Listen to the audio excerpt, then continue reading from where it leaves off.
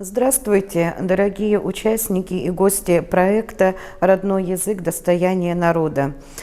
Сегодня много говорилось о том, что значит язык для каждого народа, о значении языка для развития культуры народа. Библиотека «Смарт» подготовила к Международному дню родного языка книжную выставку «Родной язык. Душа народа».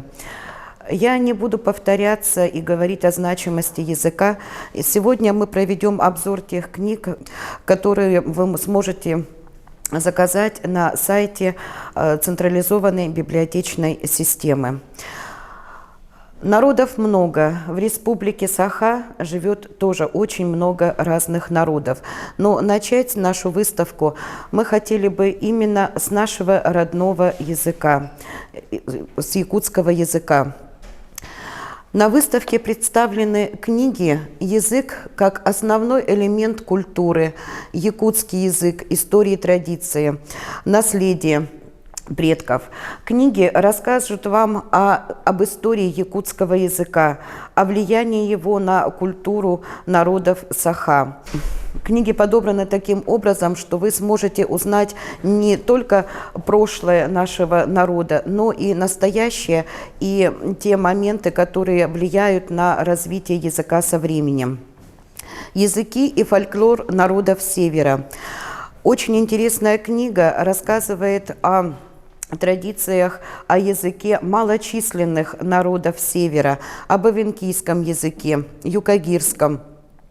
И из этой книги вы сможете также узнать о проблемах, которые сейчас возникают, об исчезновении, частичном исчезновении культуры народов Севера и о тех методах, которые, возможно, стоит применить для сохранения культуры нашего Севера. Вторая часть выставки посвящена языкам народов республик, которые входили раньше в состав СССР, входят сейчас в состав Российской Федерации. Очень интересная книга «Славянские языки» посвящена южнославянским, западнославянским, северославянским языкам, восточнославянским, а их отличиям, их сходствам. Культура и языки народов России, стран СНГ и Балтии. Все мы знаем, что у нас в состав СССР входило очень много республик. И из книги вы узнаете и историю развития языков разных народов, и как они менялись с течением времени под воздействием русского языка. Очень интересная, забавная книга «Вавилон». Здесь в основном собраны истории языков разных народов, но показывается не история развития языка, а небольшие их особенности. Допустим, из книги вы можете узнать, почему современные турки не могут понять, что было написано 75 лет назад. Всего 75 лет назад, но этого периода хватило для того, чтобы их язык изменился.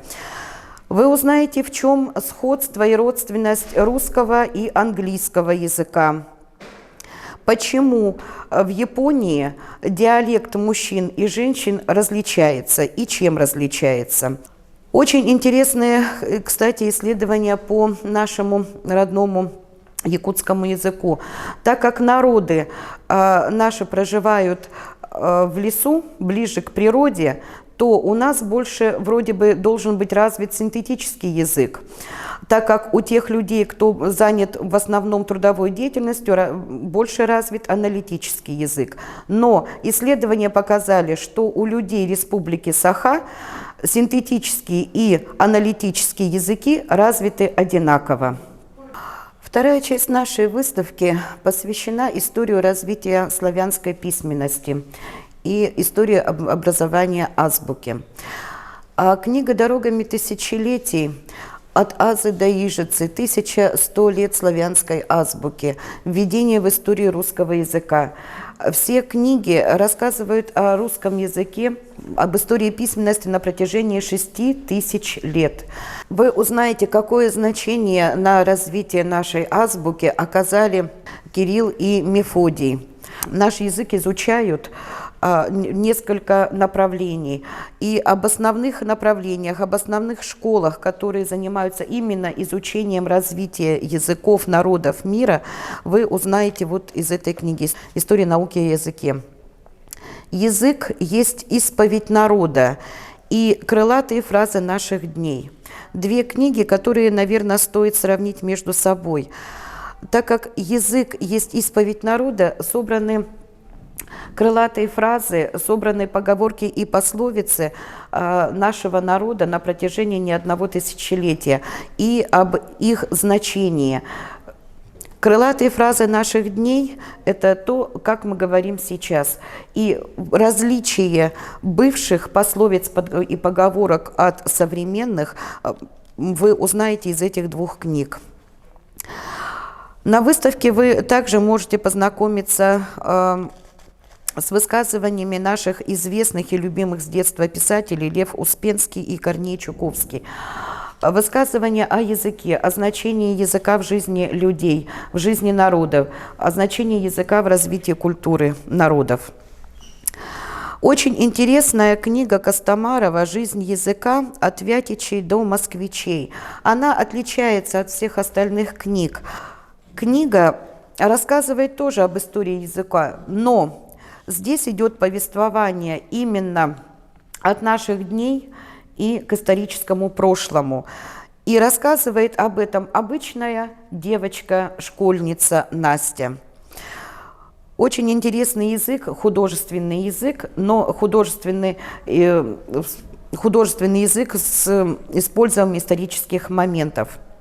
Точно так же, как если мы сравним жизнь языка от Вятичей до москвичей и книгу «Зов Ктулху», вы увидите сходство между ними.